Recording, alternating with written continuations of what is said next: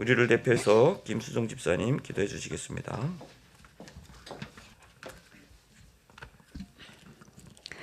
십자가의 사랑을 보여주신 주님, 사순절을 맞이하여 40일 동안 계속하여 저희를 회개하는 기회를 주시니 감사합니다.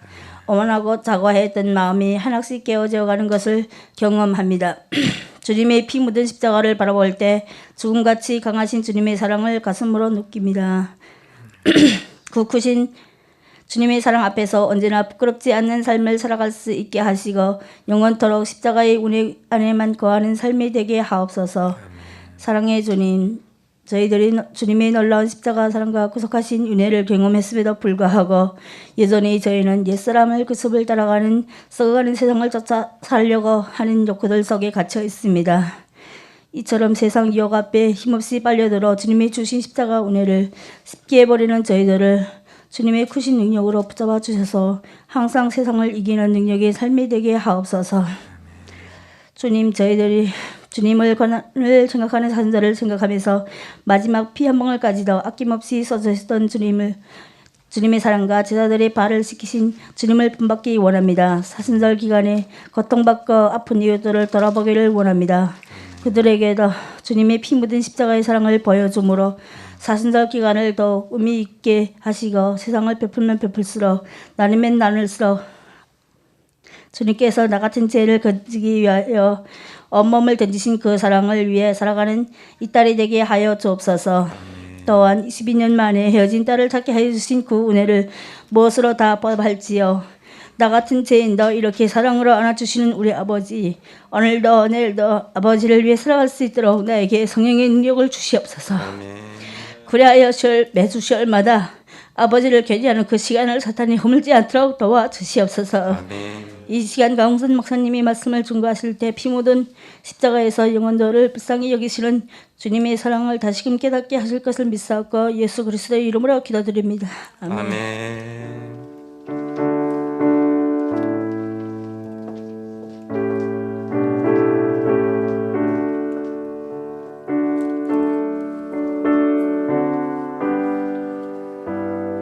오늘 은혜 받으신 말씀은 신약성경 베드로전서 4장 7절에서 11절까지의 말씀입니다. 베드로전서 4장 7절에서 11절까지의 말씀 다 한 목소리로 읽도록 하겠습니다. 시작. 만물의 마지막이 가까이 왔으니 그러므로 너희는 정신을 차리고 근신하여 기도하라. 무엇보다도 뜨겁게 서로 사랑할지니 사랑은 허다한 죄를 덮느니라. 서로 대접하기를 원망 없이 하고 각각 은사를 받은 대로 하나님의 여러 가지 은혜를 맡은 선한 청지기 같이 서로 봉사하라. 만일 누가 말하려면 하나님의 말씀을 하는 것 같이 하고 누가 봉사하려면 하나님이 공급하시는 힘으로 하는 것 같이 하라. 이는 범사에 예수 그리스도로 말미암아 하나님이 영광을 받으시게 하려 함이니 그에게 영광과 권능이 세세 무궁하도록 있느니라. 아멘. 지난 12월 달에 우리 강웅산 목사님 미국 가셨다가 또 돌아오셔서 건강하게 이렇게 돌아오셨습니다. 그래서 오늘 또 말씀 전해 주실 때 큰 은혜 받으시길 바랍니다.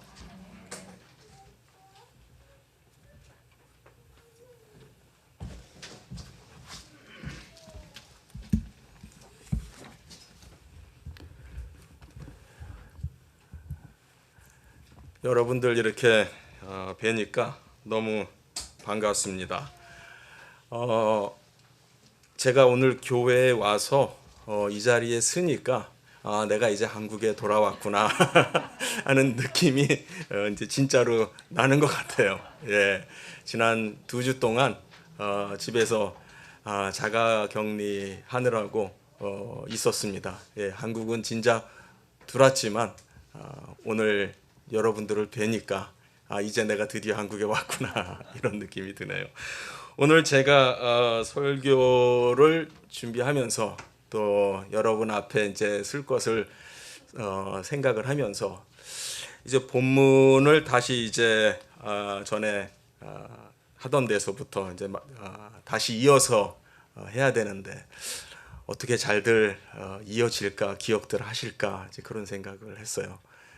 그랬는데 제가 탁 들어오자마자 우리 안희숙 지사님께서 오늘 설교 제목만 보고 오늘 강 목사님이 설교하는구나 라고 아셨대요.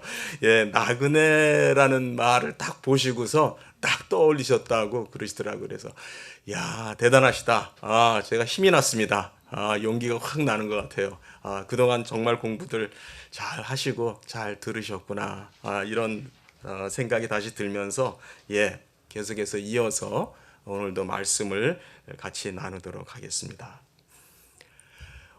오늘 설교 제목은 나그네의 윤리 이렇게 정해봤습니다. 좀 어려운 제목이에요. 그렇죠? 무슨 강의, 논문, 무슨 학교에서 공부하는 그런 그 수업 과목명 그런 비슷한 그런 딱딱한 제목인데 고민하다가 그냥 그대로 가기로 했습니다. 다시 한번 우리의 기억을 더듬어 보죠. 베드로 전서에서 말하는 나그네는 우리 모두를 가리킵니다. 그렇죠? 그리스도인, 크리스찬 모두는 나그네의 길을 가고 있어요. 또 나그네로 부름을 받아서 또 나그네로서의 사명을 이 땅 위에서 감당하게 하신 겁니다. 그런 측면에서 오늘 우리가 같이 생각하고자 하는 것은 베드로전서는 정말 굉장히 강하게 진하게 반복적으로 우리 나그네가 다시 말하면은 우리 그리스도인들이 이 땅에서 어떻게 살아야 되느냐, 그 어떻게라고 하는 것은 어떤 다른 방식으로 살아야 되느냐 또는 어떤 다른 원리로 사는 것이냐 라고 하는 것을 굉장히 반복적으로 얘기를 하고 있고, 또 지난 그 좀 오래 전에 제가 설교한 것이 되겠습니다마는 그 4장 앞부분의 본문에서는 또 그리스도께서 이 일을 위해서 우리가 나그네로 사는 삶을 위해서 어떤 일을 이루셨고 완성하셨고 또 그러므로 우리가 어떻게 살아야 된다라고 하는 문제를 계속해서 강조하고 있어요. 오늘 본문을 통해서도 또 다시 한번 좀 긴박한 그런 느낌을 긴장이 되게 하는 그러한 권고의 말씀을 다시 한번 접하게 됩니다. 제가 먼저 한 절 한 절 설명을 드리고 나서 마지막에 좀 종합하면서 적용하는 그러한 식으로 오늘 설교를 하도록 하겠습니다. 7절을 보게 되면은 만물의 마지막이 가까웠으니 그러므로 너희는 정신을 차리고 근신하여 기도하라 이렇게 되어 있습니다. 조금 번역을 한번 다시 한번 해볼게요. 만물에 이렇게 번역이 되어 있는데 조금 좀 만물 그러니까 약간 좀 어떻게 느껴지시는지 모르겠어요. 그냥 여기에서의 만물이라고 하는 것은 좀 의역인데 모든 것의 이렇게 이해를 하시면 돼요. 모든 어떠한 사물, 만물 이런 거에만 해당되는 것이 아니고 모든 것을 총칭해서 모든 것의 끝이 이렇게 보면 돼요. 그러니까 모든 것의 끝이 이미 왔다라고 보시는 것이 정확한 해석이에요. 여기에 보면은 가까이 왔다 이렇게 번역이 되어 있어요. 여러분 가까이 왔다 그러면은 무슨 의미가 아직 남겨져 있을까요?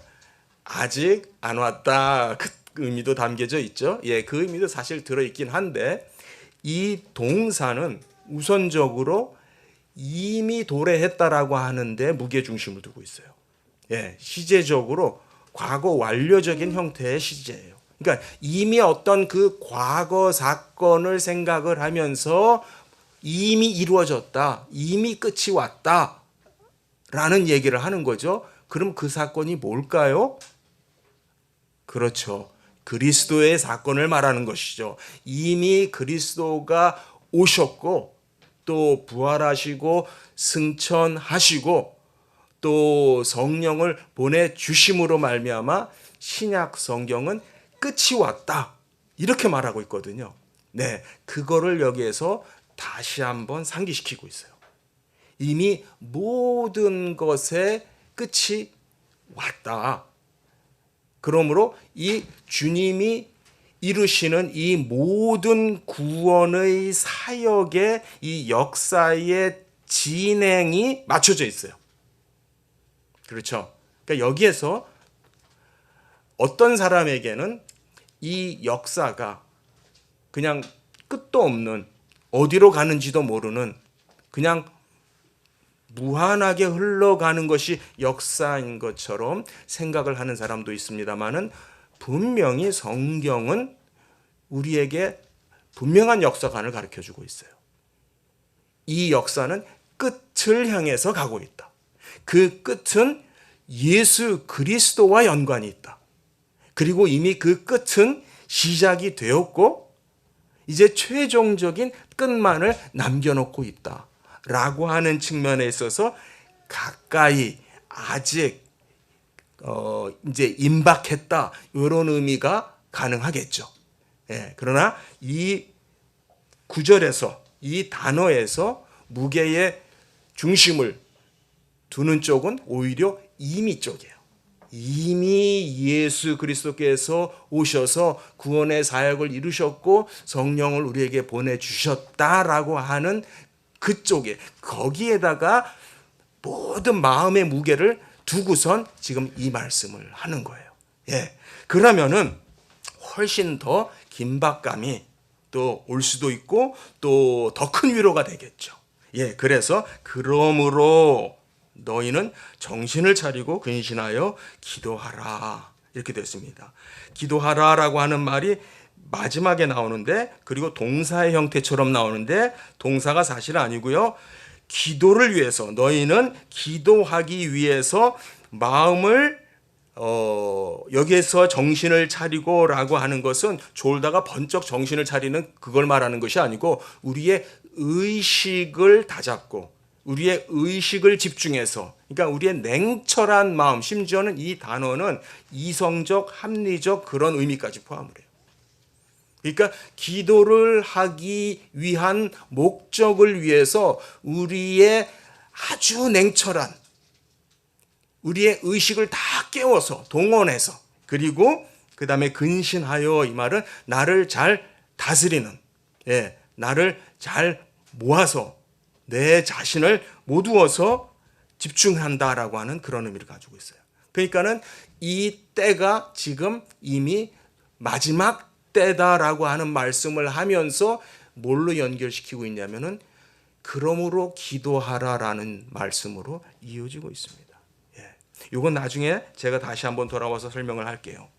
그리고선 어떻게 말씀이 이어지냐면은 무엇보다도 뜨겁게 서로 사랑할지니 사랑은 허다한 죄를 덮는다라고 말합니다. 여기에서도 무엇보다도 라고 하는 말은 비교격이죠. 그러니까 모든 것보다도 더 위에, 그런 뜻이에요. 모든 것보다도 더 위에 서로에 대하여 진지하고 간절하고 뜨거운 사랑을 가지라, 이런 뜻이에요.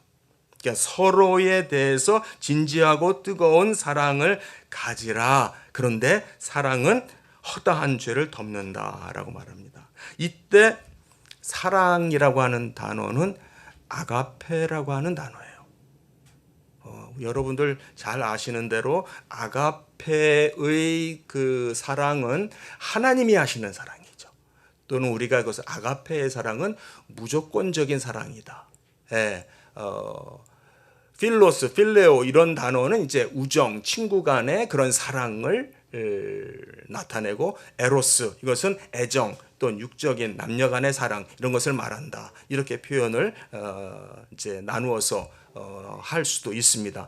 여기에서 사용하고 있는 단어는 우리 보고 하나님이 하시는 그 사랑을 서로에 대해서 나누라 하라라는 거예요. 그것도 진지하게 자, 이것이 한번 우리 잘 생각해야 돼요. 말세를 사는 나그네들에게 어떻게 사느냐의 그 원리로서 아가페의 사랑을 실천하고 살 것을 말씀하여. 그런데 그렇게 되면은 어떤 결과가 우리에게 있게 되느냐? 사랑은 허다한 죄를 덮는다라고 말합니다. 이건 좀 자칫 오해를 할 수도 있을 것 같아요. 사랑을, 하나님의 사랑을 나누게 되면은 죄가 있어도 죄가 아닌 것처럼 묻히는 건가? 그렇죠. 예, 예. 그러니까 이 말 문장을 잘못 이해하면은 죄가 있지만 그냥 죄를 그냥 뭐 슬그머니 덮고 묻고 이렇게 그냥 없는 것처럼, 그래서 이제 죄를 져도 뭐 마치 오히려 반대로 상관없는 것처럼, 예, 그런 말하는 건 아니죠. 예, 자, 그거를 이해하기 위해서 똑같은 표현이 야고보서 5장 20절에 나와요. 우리 한 두 장만 앞으로 넘기세요. 성경을 두 장만 앞으로 넘기면은 야고보서가 나와요. 그렇죠? 5장 20절에 보니까 너희가 알 것은 죄인을 미혹된 길에서 돌아서게 하는 자가 그의 영혼을 사망에서 구원할 것이며 허다한 죄를 덮을 것이다. 같은 표현이 나오죠. 예, 지금 허다한 죄를 덮는다라고 하는 것은 어떤 의미로 이 구절에서 사용하고 있나요? 구원의 의미죠. 예, 죄악된 길을 가고 있는 사람을, 죄인을 돌이켜서 구원을 했을 때에 그 구원의 의미가 뭐냐면 허다한 죄를 덮는 것이다. 즉 우리의 죄의 문제가 사함을 받는 것이고 우리의 죄의 문제가 해결함을 받는 구원이다라고 하는 걸 얘기를 하는 거죠. 예, 그 똑같은 표현을 지금 우리가 베드로전서 4장 8절에서 보는 거예요. 그런데 여기에서는 사랑이라는 단어, 사랑이라는 것이 그렇게 한다는 거예요. 자, 그러면은 여기에서의 이 사랑은 조금 전에 봤던 야고보서 5장 20절을 떠올리면서 생각하면 이 사랑은 어떤 사랑이에요? 구원의 사랑인 것이죠. 예, 바로 우리가 서로를 향해서 사랑을 하는데 그 사랑이 그냥 친구로서의 사랑보다는 조금 높은 사랑이에요. 또 애정, 남녀 간의 그러한 사랑보다도 높은 차원의 사랑이에요. 결국 그 하나님의 아가페 사랑을 나눈다라고 하는 것은 그 자체가 구원을 나누는 거예요. 구원을 나누고 쉐어하고 구원을 베풀고, 예, 구원으로 섬기고, 예, 그러니까 사랑을 나눈다라고 하는 말을 조금 우리가 다르게 표현하면 이 문맥에서는 바로 그것이 서로에게 구원을 행하는 거예요. 구원으로 섬기는 거예요. 그래서 저 사람이 나를 통해서, 나의 사역을 통해서, 나의 섬김을 통해서, 나의 은사와 달란트 이런 걸 통해서 저 사람이 구원을 누리게끔, 그 구원의 가장 궁극적인 것은 바로 하나님의 사랑이에요. 서로에 대해서 하나님의 사랑을 가져라. 그런데 열렬하게, 진하게, 뜨겁게 가져라. 즉 사랑하라 그 말이죠. 예, 그런 뜻이 되겠습니다. 자, 그리고 9절로 넘어가면 또 지금 7절, 8절, 9절, 10절 넘어가는 것이 약간은 매끈하지 않아요. 이렇게 쭉 이어지는 느낌이 아니라 턱 뭔가 바뀌는 느낌이 들어요. 자, 9절 보면은 서로 대접하래요. 이제는 서로 대접하기를 원망 없이 하고, 갑자기 사랑이라는 말을 하다가 대접이라는 말로 바뀌었습니다.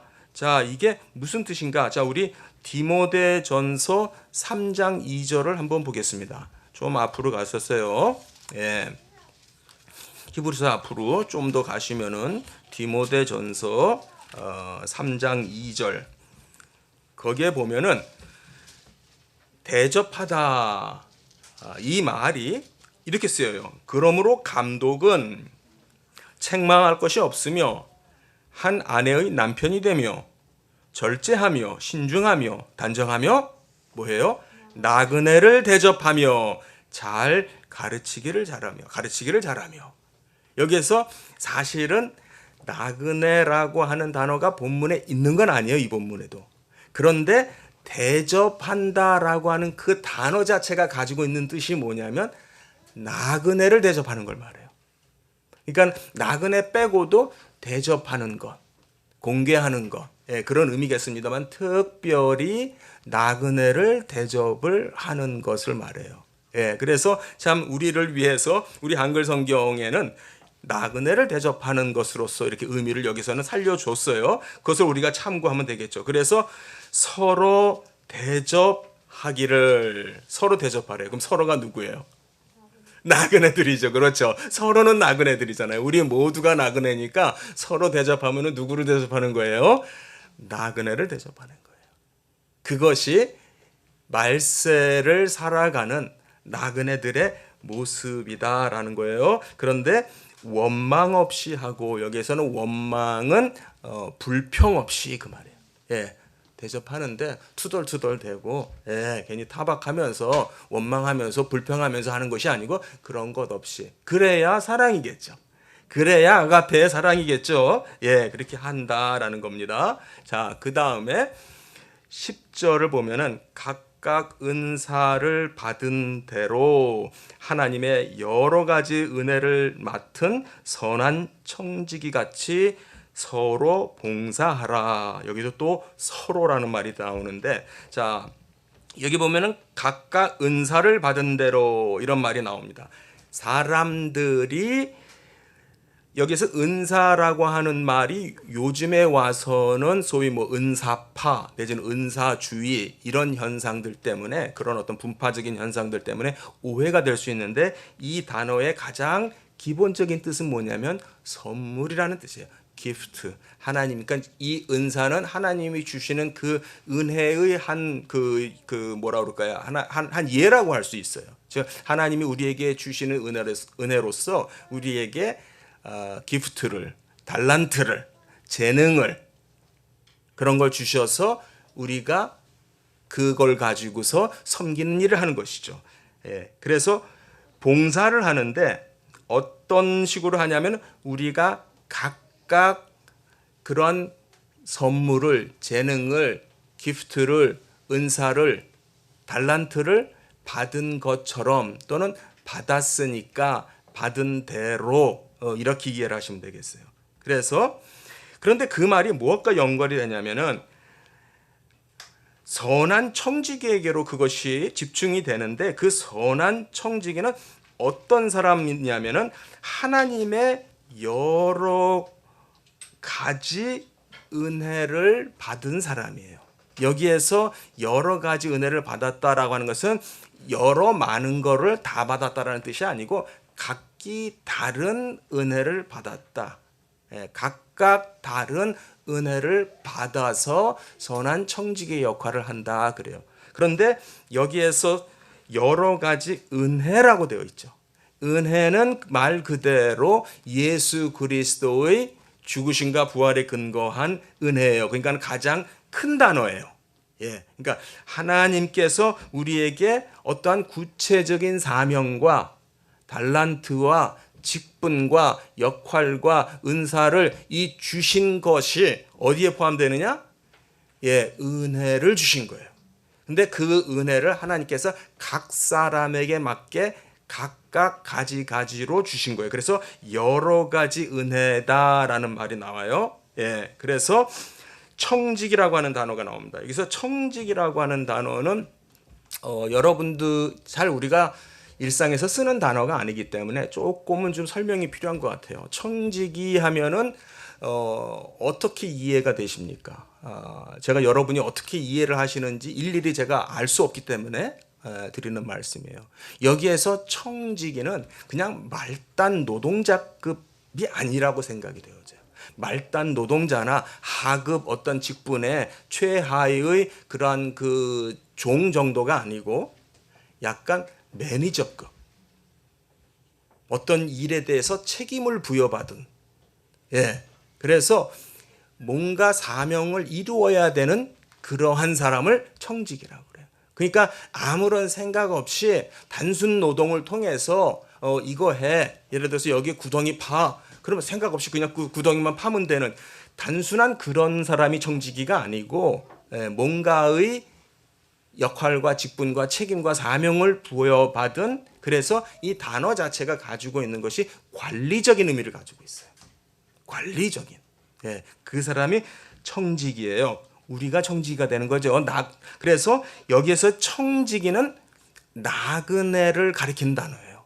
나그네에 대해서 다르게 쓰는 말이에요. 그런데 중요한 것은 그 청지기를 선한이라는 단어를 통해서 수식을 하고 있어요. 청지기를 통해서 선하대요. 이 선한이라고 하는 단어는 사실은 하나님께나 붙이는 것이 맞는 단어거든요. 예수님도 그런 적 있죠. 선한 게 뭐냐? 누가 선하냐? 하나님만이 선한데 그 선한이라고 하는 똑같은 단어를 지금 청지기 앞에 붙이고 있어요. 그러면 왜 청지기를 선하다고 할까? 선한 근거가 뭔가? 지금 이 본문 안에서 볼 때 이 너무나 급작스럽게 선한 청지기라는 말이 툭 나와버린 거예요. 갑자기 청지기 보고 선하대요. 마치 하나님한테 사용되는 그 수식어를 사용하면서 선하대요. 그러면은 이 문맥 안에서는 그 선한이라고 하는 의미가 무엇으로서 설명이 되는가, 뒷받침이 되는가 볼 때 여기에서 뒷받침하는 그 단어가 바로 봉사한다. 서로를 봉사하고 또 앞에 나온 서로를 대접하고 또 서로를 사랑하는 것. 이것을 하는 것을 가리켜서 선한이라고 하는 의미로서 여기서 집약을 하고 있어요. 그러니까 청지기가, 우리가 이제 나그네가, 우리 모든 나그네가 청지기예요. 청지기인데 그 청지기가, 우리 나그네가 선한이라고 하는 수식어를 쓸 수 있는 것은, 붙일 수 있는 것은 우리가 바로 이 아가페를 실천하고 있기 때문에, 또 나그네를 대접하는 일을 하고 또 서로에 대해서 봉사하는 일을 하고, 그런데 그것을 청지기로서, 청지기로서, 그러니까 청지기는 다시 말씀드리지만 그냥 생각 없이 하는 일이 아니에요. 아까 앞에서 말한 것처럼 정신을 차리고 근신하여서 우리의 모든 의식과 생각과 마음과 그런 합리적인 사고와 또 때로는 절제와 규율과 어떤 준비된 훈련된 그러한 모든 것을 동원하여서 하는 걸 말해요. 그것이 바로 여기에서 말하는 청지기의 모습이거든요. 그 청지기가 선한 거예요. 자, 11절이 이제 오늘 본문에 있어서 클라이맥스, 절정에 해당되는 부분입니다. 만일 누가 말하려면 하나님의 말씀을 하는 것 같이 하고, 자, 하나. 그 다음에 또 누가 봉사하려면 하나님이 공급하시는 힘으로 하는 것 같이 하라. 둘. 그 다음에 이는 범사에 예수 그리스도로 말미암아 하나님이 영광을 받으시게 하려 함이니. 셋. 자, 일단 여기서 끊을게요. 기니까. 이 본문이 나그네가 어떻게 살아야 되느냐라고 하는 기준에 있어서 세 가지 굉장히 중요한 요소를 우리에게 말해주고 있어요. 기초로서 깔아주고 있어요. 자, 여기에서 누가 말을 하려면, 이 말은 뭐냐면 그냥 영어로 말하면 speak. 누가 말을 하려면. 그런데 여기서 말하는 그 말하려면이라는 것은 그냥 동물적인 그러한 그 기능으로서, 예를 들어서 개는 말한다고 하지 않죠? 뭐 한다고 그래요? 개는 짖는다라고요. 사람은 짖는다 그러면 안 되죠. 사람은 말하는 거예요. 근데 여기서 쓰는 말하려면 그 뜻은 그런 아주 평범한 말보다는 약간 좀 하면서 한 말씀 하시는 그런 말하는 거. 그러니까 뭔가를 의도를 가지고 말하려고 할 때에, 예, 여기에서 그 말하려면 이것을 가지고 이제 뭐 가르치는 것까지도 포함할 수 있겠죠. 그러니까 뭔가 의도와 계획과 권위를 가지고 생각을 가지고 한 말씀 하시는 그 말하는 걸 얘기해요. 예. 그렇게 할 때의 기준이 뭐냐? 하나님의 말씀이 기준이 되는 거예요. 예. 그리고 여기에서 그 다음에 이어지는 누가 봉사하려면, 이것은 어떤 사람은 말을 하려고 하는, 예, 그러한 일을 할 것이고 하는 사람이 있고, 또 어떤 사람은 또 봉사하는 그런 일을 하려는 사람이 있고, 또 이렇게 나누어서 생각을 할 수 있습니다. 그렇죠? 여기 각각 여러 가지 은사를 받은 대로 우리가 일을 하는 거니까. 그런데 이것을 종합을 해 보면은 그 세 가지가 다 우리에게 적용이 되는 원리가 돼요. 자, 이걸 제가 정리해서 말씀을 드릴게요. 자, 그래서 첫 번째, 누가 말하려면은 어떤 기준으로, 어떤 규범으로, 어떤 법칙으로 말을 해야 되느냐? 하나님의 말씀이 근거가 되는 거예요. 하나님의 말씀이 규범이 되고 기준이 되고 표준이 되는 거예요. 그 다음에 누가 봉사하려면, 이 봉사는 지금 위에서 우리가 여러 차례 봤죠. 바로 10절에도 봉사라는 단어가 나오고 9절에 대접이라는 단어가 나오고 8절에 사랑하다라는 말이 나와요. 예, 그래서 우리가 그런 일을 하려면은 어떻게 할 수 있느냐? 하나님이 공급하시는 힘으로 하는 것이다라고 얘기해요. 여기에서 이 하나님이 공급하시는 이 힘은요, 하나님에게 속한 신성적 힘을 말해요. 자, 이걸 한번 생각을 해보죠. 우리가 사랑을 하라고 그랬어요. 서로 사랑을 하라고 그랬어요. 또 나그네를 대접하라고 그랬어요. 서로를 향해서 봉사하고 공개하고 섬기라고 그랬어요. 우리 스스로의 힘으로, 나 스스로의 동기와 나 스스로의 마음가짐으로 될까요? 네, 그런 걸 말하는 게 아니고, 내가 조금 너그러운 마음을 베풀어서, 조금 내가 좀 그때 좀 기분이 동해서, 뭐 이 정도의 차원을 얘기하는 것이 아니고, 우리가 하나님이 말씀하시는 서로 봉사하고 서로 대접하고 서로 사랑하고 하는 이 일을 하는데 필요한 동력이 따로 있어요. 그 동력이 뭐냐면 바로 하나님이 주시는 힘이에요. 그런데 이때 이 단어의 힘은요, 어떤 힘이냐면은 바로 죽은 자를 살리시는 힘을 말해요. 그러니까 우리가 나그네로서 어떻게 살아야 되느냐, 이렇게 살아야 된다. 말세가 되어서 나그네가 이 세상 가운데서 어떻게 살아야 되느냐, 예, 이렇게 살아야 되는데 그 동기가 어떻게 생기느냐는 거예요. 이걸 다르게 말하면은 하나님이 주시는 믿음으로 해야 된다, 이렇게 말할 수도 있어요. 믿음으로 해야 된다. 그 믿음은 누가 주세요? 하나님이 주시는 것이죠. 그 하나님이 주시는 것은 하나님의 능력으로 주시는 거예요. 우리의 마음 바탕을 바꾸고 우리의 동기를 바꾸어서 하려고 하는 마음이 생기고 마음을 먹고, 그래서 내가 봉사하고 섬기고 대접하고 사랑하고 하는 이럴 수 있는 마음이 생기는 것. 그리고 적어도 여기서 말하는 그 아가페 수준의 그런 그 사랑을 말하는 것은 하나님의 힘이 아니면 안 돼요. 네. 바로 죽은 자도 살리시는 그 힘을 여기서 얘기하는 겁니다. 그래서 이는 그리스도로 말미암아, 예수 그리스도로 말미암아 여기에 목표가, 우리의 삶의 어떠한 그 목적이 여기 드러나 있어요. 뭘 하는 데 있어요? 하나님이 영광을 받으시는 거예요. 자, 이 세 가지 다시 정리합니다. 첫째, 말씀이 우리의 규범이 되고요. 하나님의 힘이 우리의 동기가 되고 동력이 되는 거예요. 그 다음에 하나님의 영광이 우리의 삶의 목적이 돼요. 그런데 저는 이 구절을 읽고 혼자서 깜짝 놀랐어요. 왜냐하면 이건 조금 그래서 오늘 제가 설교 제목에 윤리라는 말을 붙였어요. 나그네의 윤리. 여러분, 윤리학에서, 이건 조금 좀 재미없는 얘기지만 제가 빨리 하고 지나갈게요.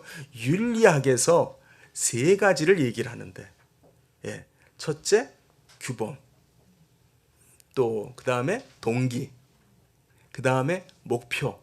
이 세 가지를 통해서 윤리적인 판단과 평가를 해요. 이것이 윤리적인 것이냐, 윤리적으로 옳은 것이냐라고 할 때 규범을 지켜야 되겠죠. 또 단순히 또 규범만이 아니고 동기에 따라서 판단이 달라질 수 있어요. 그 사람의 원래 의도가, 생각이 좋은 의도였었는지 또 나쁜 의도였었는지, 또 그 목적한 바가, 목적이라고 하는 것은 그 행한 행실의 그 결과가 어떻게 드러났느냐라는 그 목적이 유익을 끼치는지, 이런 등등해서 이건 일반적인 론을 제가 얘기를 하는 거예요. 근데 윤리에서 이 세 가지의 잣대가 있거든요. 규범과 동기와 목적, 목표. 네. 그런데 이 구절에서 딱 그 세 가지를 보고선 제가 깜짝 놀란 거예요. 와, 이 사실 그래서 베드로 전서를 연구하는 사람들, 또 학자들 가운데는 이 윤리적 관점에서, 그래서 윤리적 관점에서 베드로 전서를 공부하는 경우도 있거든요. 그래서 지금 여기에서 자, 이 세 가지 요소를 다 발견하는 거예요. 그래서 제가 제목에다가 나그네의 윤리, 우리가 어떻게 살아야 되느냐, 이 세 가지가 항상 우리 속에서 있어야 돼요. 사실은 순서는 여기에서 말씀, 힘, 영광, 이렇게 규범, 동기, 목표 이렇게 되어 있습니다만, 어떻게 보면은 편의상 우리가 하나님의 그 목표를 먼저 생각할 수 있죠. 하나님의 영광을 위해서 방법은 하나님의 말씀으로, 그 다음에 어떤 그 재료라고 할까요? 예, 그 힘은 그 하나님이 공급해 주시는 힘, 사실 성령의 능력으로 한다, 이 말이 되는 거예요. 자, 이것이 바로 나그네가 살아가는 방식이다라는 거예요. 자, 윤리자라는 말이 어려우면은 나그네가 어떻게 살아가야 되느냐.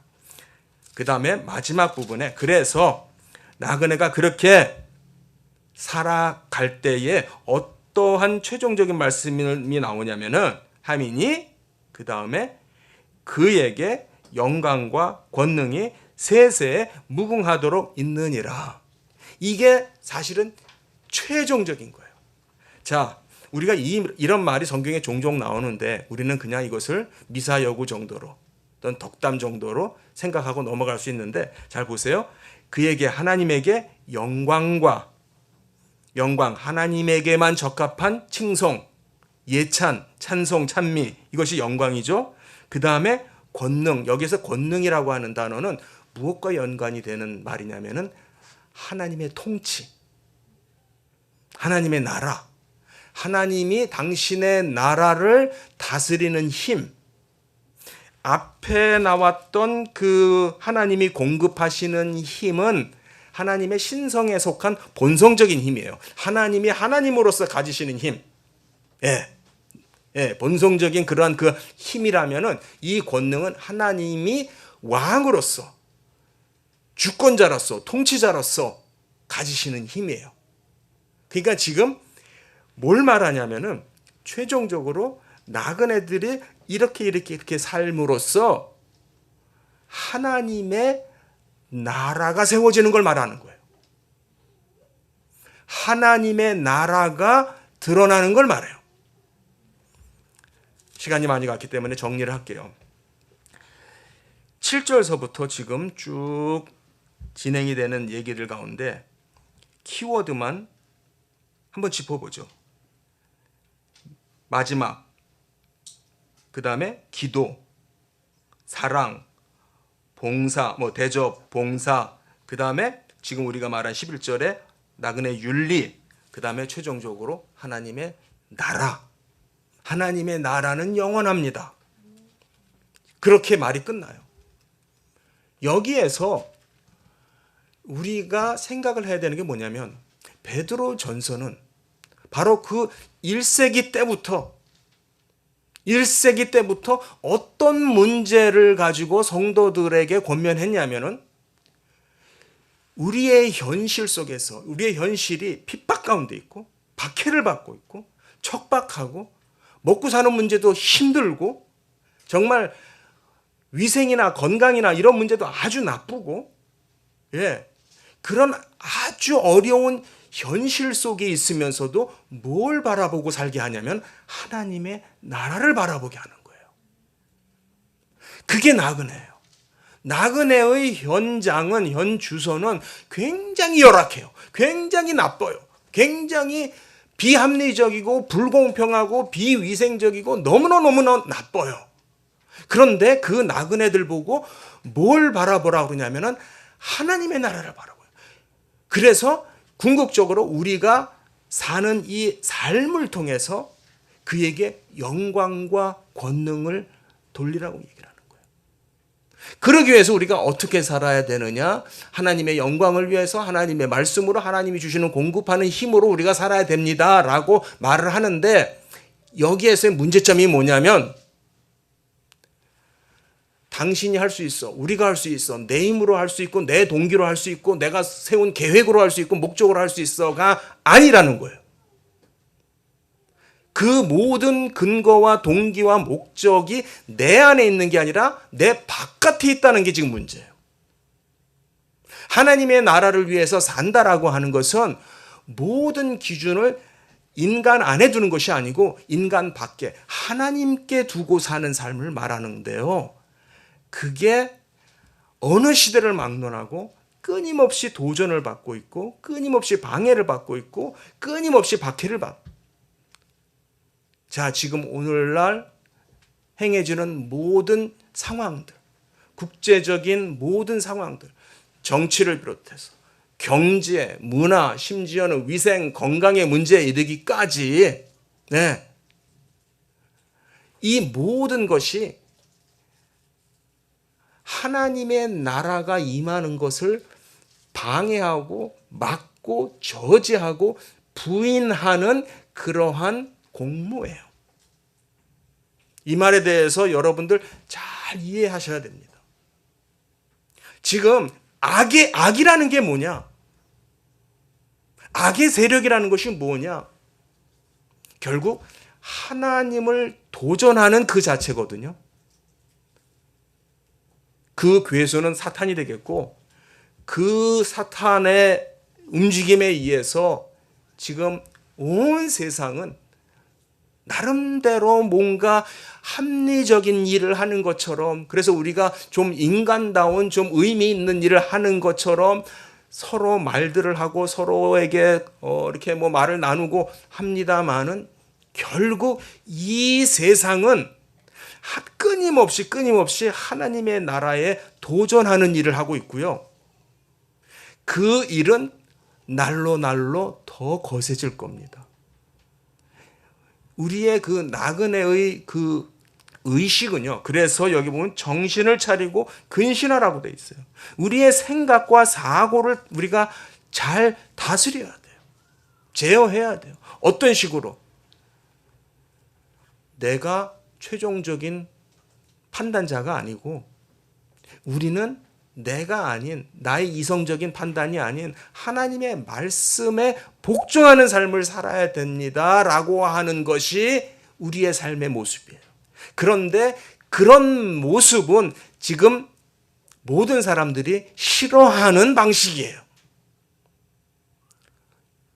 오늘날에는 초등학교 다니는 어린 아이들조차도 자기가 생각하고 자기가 느끼고 자기가 좋아하는 거를 하지 엄마가 하라고 그런다고 남이 하라고 그런다고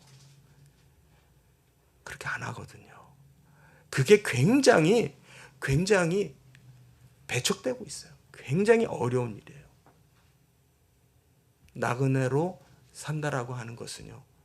하나님의 나라를 이 땅 위에 구현하는 것이고 그런 의미에서 오늘 우리가 이 본문을 통해서 마지막이 이미 임했다.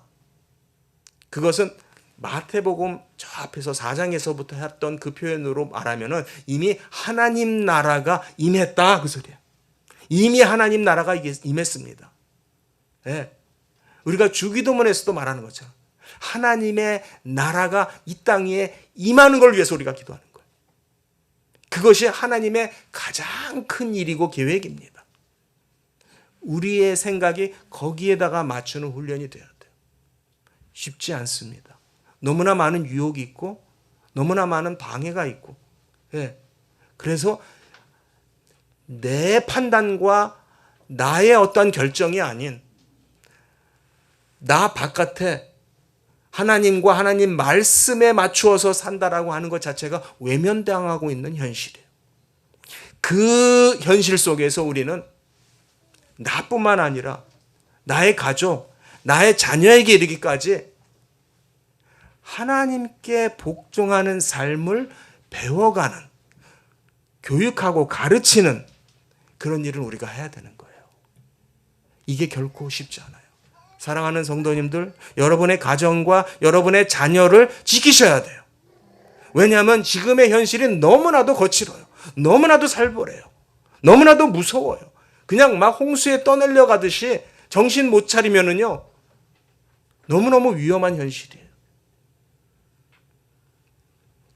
이것을 우리가 큰 그림을 보면서 정말 우리가 이 땅을 어떻게 살아야 되는가, 오늘 말씀을 통해서 여러분들이 새로운 힘을 얻으시고 또 새로운 어떠한 각오와 또 헌신을 하시는 시간 되시길 바랍니다.